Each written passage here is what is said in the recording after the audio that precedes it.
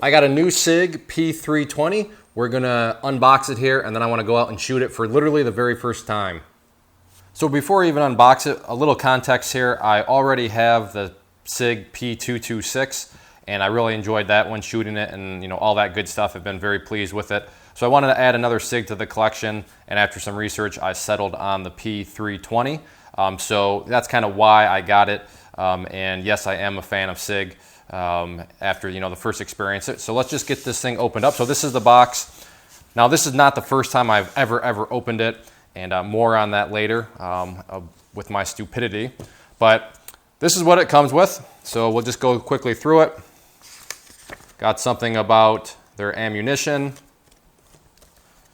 Got the instructional manual right here. Youth Handgun Safety Act notice. This is just some paperwork regarding the sales. There's my state of Michigan pistol recording stuff that I sent in. And I just keep that. Obviously that didn't come with it. That's just where I keep it. And then right here you have an advertisement for some of the lubricant that comes with it. And on that note, the lubricant is actually right here. So you also get a little sample size of that. So I've never used it, but maybe I'll have to give it a try. Get the lock and lock box. Pretty cool that they put the logo on right there. Now it's not totally fresh. When I got it from Gander Mountain, so I went there. There was plastic right here, but when they gave it to me, hand out, the guy said, "Do you mind if I just throw away the plastic?" I said, "Yeah, that's fine." So that part is not exactly accurate. But here is the gun. It does come with the holster. There we go. Holster has been used. The P226 did not come with the holster, but the good news is it does fit into this. So I have been using this one for that, so that's why it doesn't look brand new.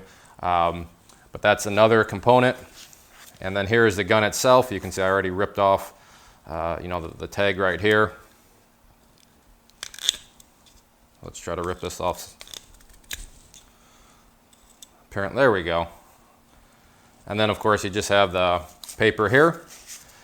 And it comes with 2 mags. The first mag's actually in it. And I mean, to just safety check it, yep, it's definitely empty. So 1 mag, it's a 14 round. I probably should have mentioned this is calibered in 40 Smith & Wesson. And then you get the other mag right here. So 2 mags, again, each at 14, 40 Smith & Wesson. This already came out again at the store. The guy just popped that out, and I didn't expect him to put it back in or anything. So that is what comes with it. And then we get to the embarrassing part and the stupidity part. So a little context on this, not to really justify my stupidity, but I trade stocks, and that is a big part of every morning. And I was at my desk just doing my normal stock stuff, and I thought, hey, you know what, I'm going to do this video today.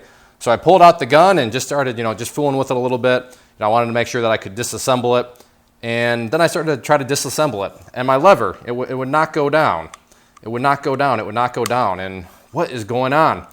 And as you can see here, I started to really beat on it. And I put a nice scratch in my literally brand new gun that I've never shot before. And I'm hesitating because do I really want to admit this? After all sorts of, going on the internet and look what is going on, the problem was I still had the mag in. So as soon as I popped the mag out, the latch went down flawlessly. And point here being, and I guess this is obvious, but when you're unboxing and just looking at, just make sure you're not distracted by anything else, because I guess stupid moments happen.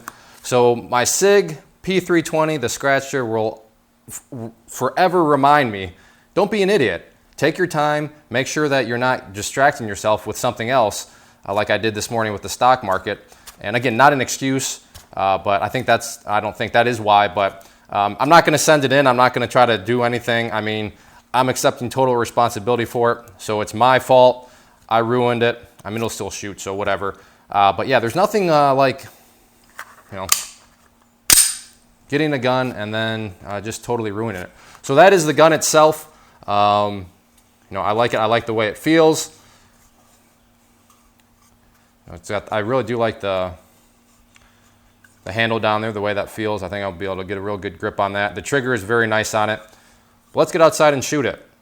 I forgot to mention, I am shooting remanufactured ammunition, and we're shooting at about 10 yards, so let's see what happens.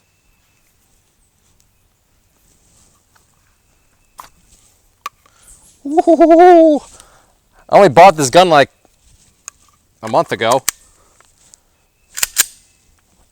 That felt good. All right, top left.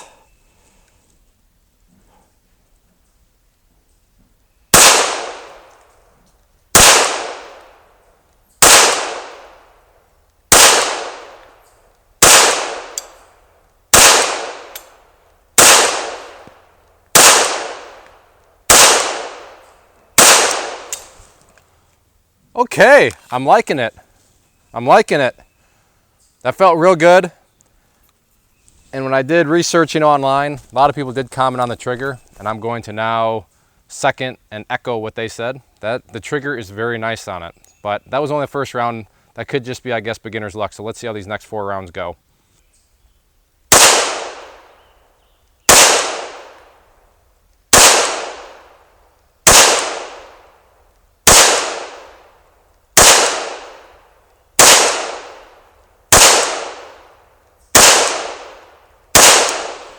Wow, I like this trigger. This trigger is very, very nice. Those other reviewers on YouTube were not kidding or exaggerating. Very, very nice.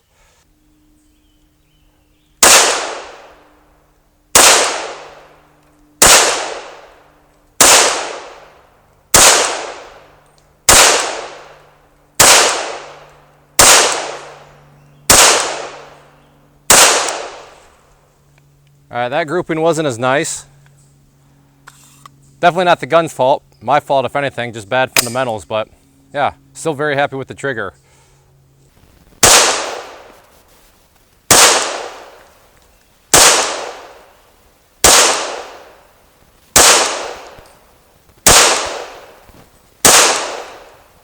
Hey, there's a staple shot.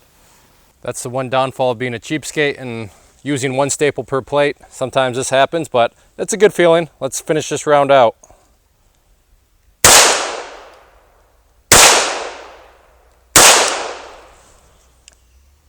I know I'm a broken record at this point, but really, really like the trigger. Dare I say, maybe even more than the P320. Still not ready to confirm that, but I'm thinking it.